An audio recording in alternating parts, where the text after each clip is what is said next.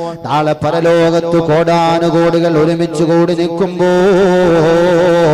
സഹോദരങ്ങളെ പടച്ചവനായ തമ്പുരാൻ ഒരു പ്രാവശ്യം കൂടി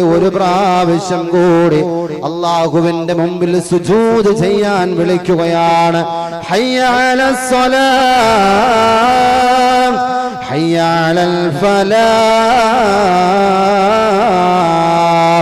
ബാങ്കുല് കേട്ടല്ലോ, പള്ളി മിനാരത്തിൽ നിന്ന് ബാങ്കുല് എല്ലാ ദിവസവും നമ്മൾ കേൾക്കാറുണ്ടല്ലോ. സഹോദരങ്ങളെ, നമ്മൾ ചെവി കൊടുത്തില്ലല്ലോ, ഗൗരവം കാണിച്ചില്ലല്ലോ, ഒരു 5 പൈസയുടെ വില പോലും നമ്മൾ കാണിച്ചില്ലല്ലോ. എന്നാൽ പടച്ചവനായ തമ്പുരാനും വീണ്ടും വിളിക്കുകയാണ്, നിങ്ങൾക്ക് രക്ഷപ്പെടണമോ, നരകമോചനം വേണമോ? നരകം നമ്മുടെ മുമ്പിൽ കൊണ്ടുവന്ന് നിർത്തുമ്പോ പടച്ചവനായ തമ്പുരാൻ ചോദിക്കുന്നു, ഈ കത്തിയാളുന്ന നരകക്കുണ്ടിൽ നിന്ന് നിങ്ങൾക്ക് രക്ഷപ്പെടണമോ?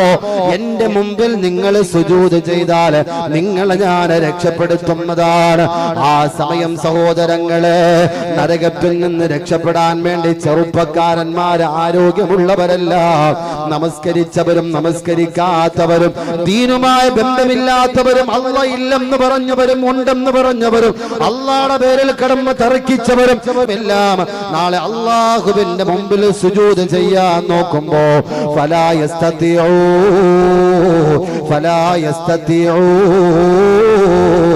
അവർക്ക് സുജൂദ് ചെയ്യാൻ കഴിയില്ല എന്ന് അല്ലാഹുവിന്റെ വിശുദ്ധ ഖുർആൻ.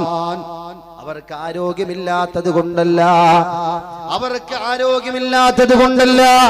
പിന്നെയോ സഹോദരങ്ങളെ, ആരോഗ്യമുള്ള കാലഘട്ടത്തിൽ ദുനിയാവിൽ വെച്ച് സുജൂദ് ചെയ്തില്ല എന്ന കാരണം കൊണ്ട് നാളെ അല്ലാഹുവിന്റെ മുമ്പിലും സുജൂദ് ചെയ്യാൻ പടച്ചവനായ തമ്പുരാൻ സമ്മതിക്കൂല.